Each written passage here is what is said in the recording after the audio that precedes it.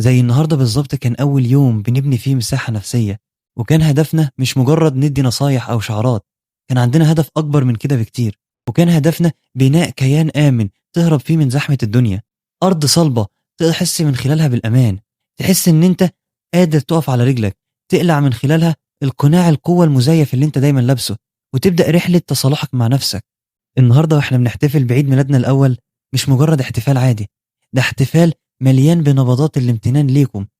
شكرا ليكم على دعمكم لمساحة نفسية، شكرا لكل شخص مر من هنا، شكرا لكل شخص وثق فينا وشاركنا مشكلته وأحلامه، شكرا لتفاعلكم وعلى رسائلكم الصادقة اللي كانت دايما هي الوقود اللي كان بيبث الروح في مساحة نفسية ويخليها تنمو يوم بعد يوم. خلال السنة دي احنا شاركنا مع بعض خطوات النمو النفسي من خلال الجلسات الكوتشنج والإرشاد والوعي النفسي، وعشنا مع بعض مراحل الانتقال من الحيرة للاستقرار، من التشتت إلى راحة البال.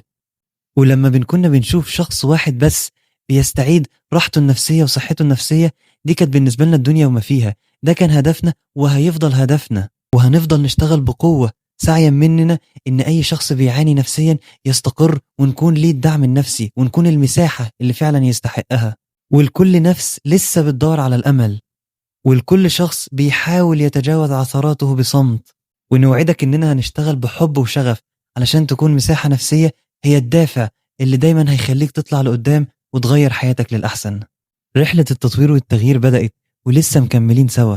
شاركونا في التعليقات بكلمة أو بوست أو نصيحة من مساحة نفسية فعلا أثرت فيكم وغيرت من حياتكم، وما تنسوش تعملوا فولو للصفحة علشان اللي جاي أفضل بإذن الله. وافتكروا دايما إن هل جزاء الإحسان إلا الإحسان.